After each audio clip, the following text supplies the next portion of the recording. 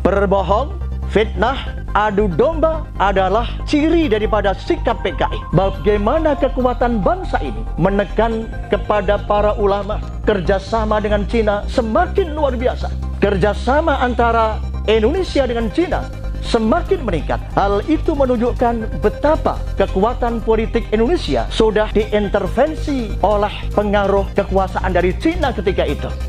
Krisnatanis, dia dengan tegas bangga mengatakan bahwa PSI adalah partai anti agama. Kenapa HIP harus kita runtuhkan? Sebab yang pertama, kedudukan Pancasila sudah final.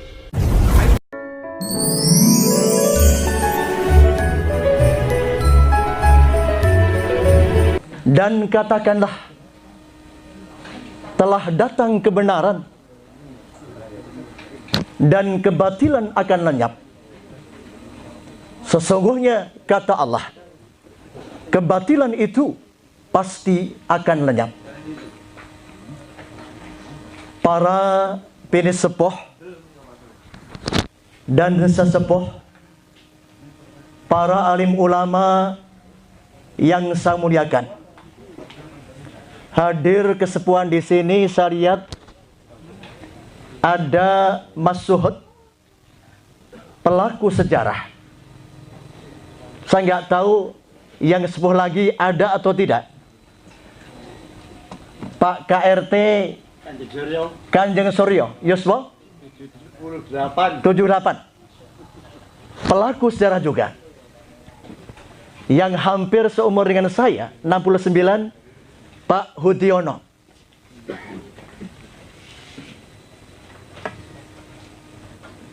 Para pembicara yang saya hormati, pimpinan ormas-ormas anti komunis Bantul yang saya hormati, para hadirin sekalian yang berbahagia, perkenankanlah saya mengaturkan puji dan syukur kehadapan Allah Subhanahu wa Ta'ala atas karunia dan ridhonya kita sekalian hari ini telah diberikan karunia Allah untuk bisa menghadiri acara pada saat ini. Dan tentunya kita berharap semoga acara saat ini mendapatkan ridho dan barokah dari Allah Subhanahu wa Ta'ala. Pertemuan saat ini kita yakini sebagai satu gerakan untuk menyamakan visi dan misi, mewaspadai gerakan komunis yang sudah merusak kehidupan bangsa yang kita cintai ini. Pertemuan ini kita yakini sebagai konsolidasi untuk menata barisan kekuatan ormas-ormas anti komunis, khususnya di Bantul, dalam rangka menghadapi kekuatan jahanam laknatullah komunis kaya baru dalam bentuk yang tidak jelas saat ini. Takbir.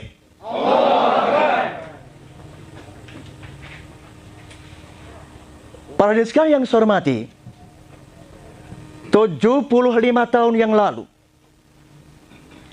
Allah menjadi saksi.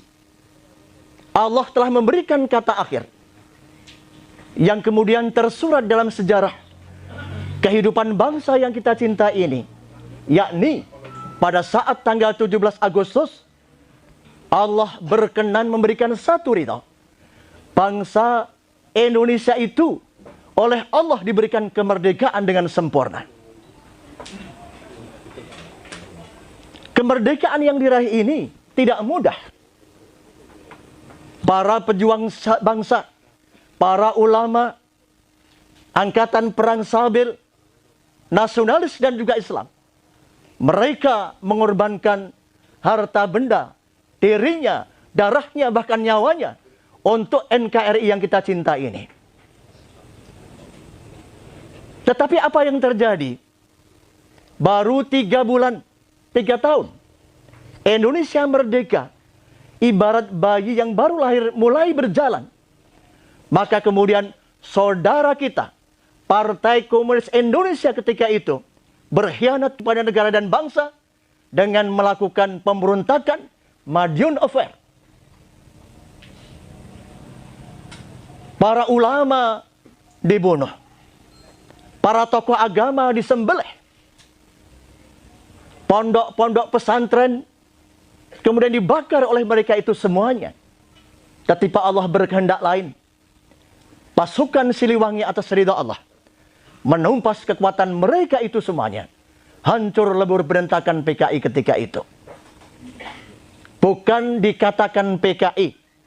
Kalau kemudian mereka itu kapok untuk melakukan gerakan-gerakan kepada makar pada bangsa ini.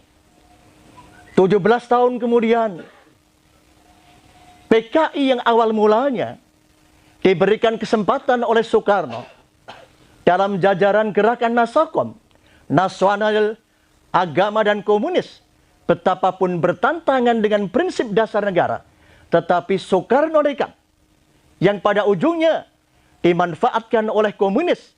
Kemudian mereka melakukan pemberontakan G30S. Para jenderal dibunuh, kekuatan umat dibunuh, semuanya hampir berantakan bangsa saat itu. Kondisi semacam itulah yang menjadi karakter dari gerakan komunis. Berbohong, fitnah, adu domba adalah ciri daripada sikap PKI. Betul Pak Suhud, Pak KRT?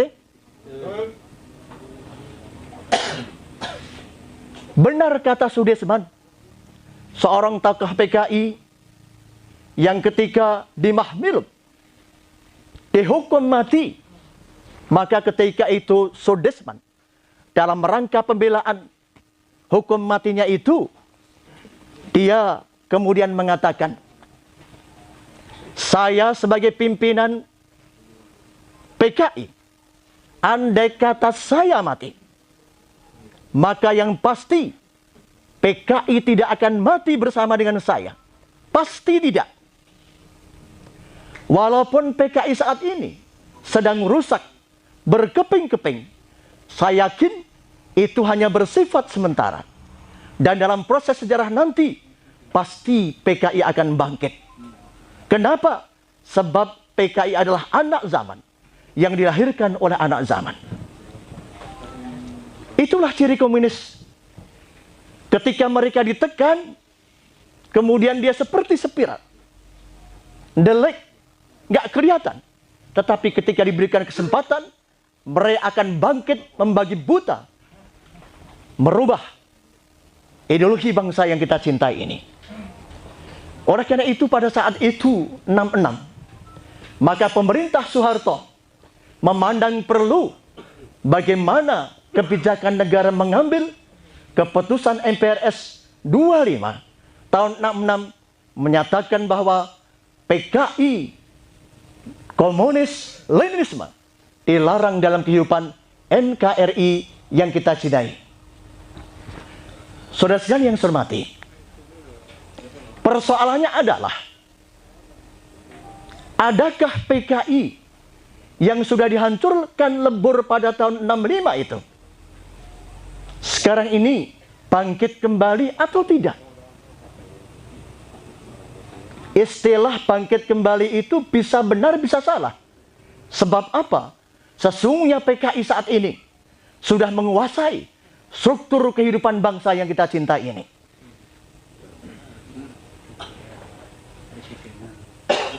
Kebangkitan komunis gaya baru ini ditandai pada saat akhir Orde Baru dan lahirnya reformasi. Ada indikasi yang kuat, yakni gerakan-gerakan pemikiran yang dilakukan oleh anak muda ketika itu, melahirkan partai politik yang bernama PRD, Partai Rakyat Demokratik, yang dipimpin oleh Budiman Sujatmiko, yang dia itu anak PKI di Jawa Tengah dan Jawa Barat. Kebetulan Budiman Sujatmiko itu adalah murid saya didikan saya di SMA 1 Muhammadiyah yang terpaksa dikeluarkan karena perilaku politis yang tidak bagus. Saudara sekalian yang saya hormati, setelah PRD lahir, maka kemudian ketika itu kebijakan negara tidak menerapkan litsos, maka kemudian anak-anak PKI berkesempatan masuk di parpol yang kemudian jadi anggota DPR. Mereka mengatakan, aku bangga menjadi anak PKI.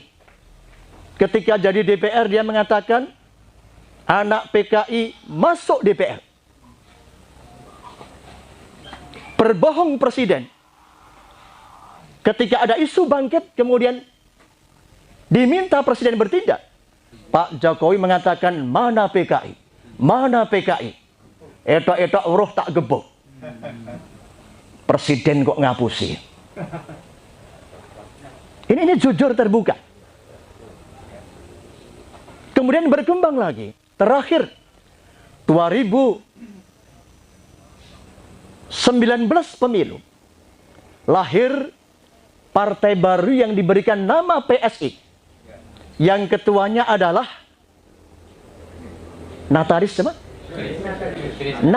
Chris Natalis. Dia dengan tegas bangga mengatakan bahwa PSI adalah partai anti agama. Kondisi inilah yang menunjukkan betapa kekuatan PKI itu sudah bangkit. Hal ini diperkuat dengan tanda-tanda zaman yang barangkali dalam catatan saya ada beberapa peristiwa yang menunjukkan kebangkitan PKI saat itu. Indikasi yang pertama adalah adanya gerakan-gerakan nasional yang melakukan provokasi di DPR yang berupaya untuk mencabut TAP MPRS nomor 25 tahun 66 yang melarang PKI. Seandainya tidak ada gerakan PKI, tidak mungkin ada provokasi mendesak DPR untuk melakukan pencabutan TAP MPRS itu. Artinya gerakan-gerakan masif sudah dilakukan oleh mereka ketika itu. Bahkan yang kedua, adanya gerakan amnesti kepada Amnesty Nasional yang menuntut Presiden RI waktu itu Jokowi harus minta maaf kepada PKI yang merupakan korban dari peristiwa Dewan Jenderal. Kalau tidak ada indikasi gerakan komunis, saya yakin tidak akan mungkin ada gerakan-gerakan semacam itu yang ingin membela PKI. Kemudian pada saat tahun 2004, pasti dan nyata, Dignas resmi mencabut materi sejarah kebangsaan Indonesia yang diberikan kepada SD, dirubah, yang menyatakan ada pemberontakan G30 SPKI tahun 2004 oleh Dignas, kemudian dihilangkan PKI-nya. Artinya pada saat itu ada pemberontakan yang namanya G30S tanpa PKI. Apa maknanya?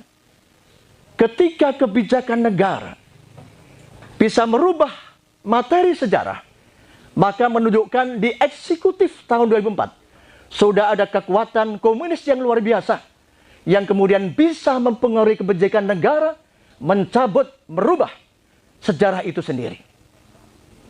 Kemudian di balik itu semuanya adanya kerjasama antara partai-partai politik di Indonesia, siapapun juga partainya, dengan Partai Komunis Cina. Kerjasama antara Indonesia dengan Cina semakin meningkat. Hal itu menunjukkan betapa kekuatan politik Indonesia sudah diintervensi oleh pengaruh kekuasaan dari Cina ketika itu. Mulai para tokoh-tokoh diberikan jatah oleh pemerintah untuk ikut kegiatan di Cina. Saya termasuk yang diminta, tetapi demi agama, demi bangsa, saya tolak itu semuanya. Sebab apa? Kalau kita berangkat akan menimbulkan fitnah.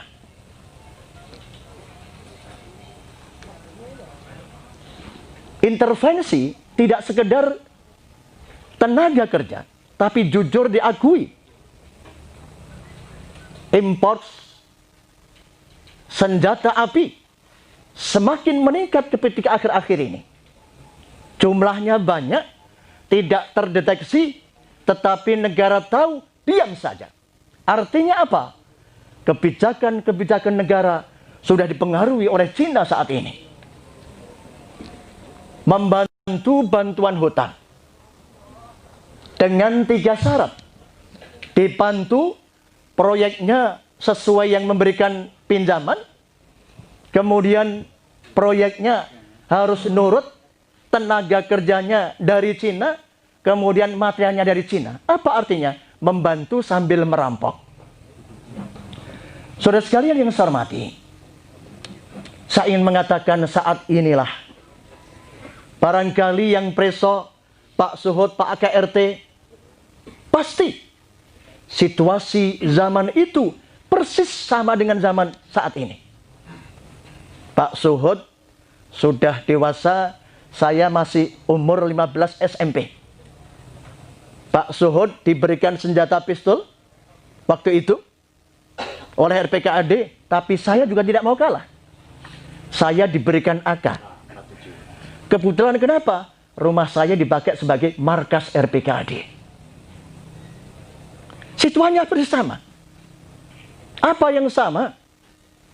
Yang sama adalah bagaimana kekuatan bangsa ini menekan kepada para ulama, kerjasama dengan Cina semakin luar biasa. Seolah-olah kekuasaan bangsa hilang, ditelan oleh kekuasaan asing Cina saat itu. Mirip sama saat itu. Yang menjadi persoalan ada saat ini. Kenapa saat ini kekuatan komunis gaya baru dengan Cina semakin yakin bisa menguasai bangsa ini? Sebab apa? Hampir bisa dikatakan Dewan 60% sudah terbeli oleh mereka. Berapa undang-undang lolos mencuri waktu saat COVID-19. Kemudian mereka merasa jumawa, sombong. Apapun yang akan kita lakukan pasti akan terjadi. Tapi Allah menghendaki lain. Ternyata 3 bulan yang lalu lahirnya rancangan undang-undang HIP itu justru menjadi pintu masuk. Kekuatan anti komunis bergerak melakukan gerakan melawan komunis gaya baru saat ini. Takbir. Yang jadi persoalannya adalah kenapa justru lembaga dewan yang terhormat, wakil rakyat, digaji oleh rakyat, tega-teganya mereka melakukan gerakan makar konstitusional kepada negara dan bangsa ini, ingin merubah ideologi bangsa yang kita cinta ini dengan rencana undang-undang HIP yang sangat bertentangan dengan muqaddimah pembukaan Undang Dasar 45. Oleh karena itu, kesempatan kali inilah jangan dilepas. Gerakan anti komunis bergerak terus. Kemarin nggak jadi demo besar, nggak ada masalah. Ini konsolidasi awal untuk menggerakkan demo yang lebih besar. Sanggup? Takbir. Kenapa HIP harus kita runtuhkan? Sebab yang pertama, kedudukan Pancasila sudah final.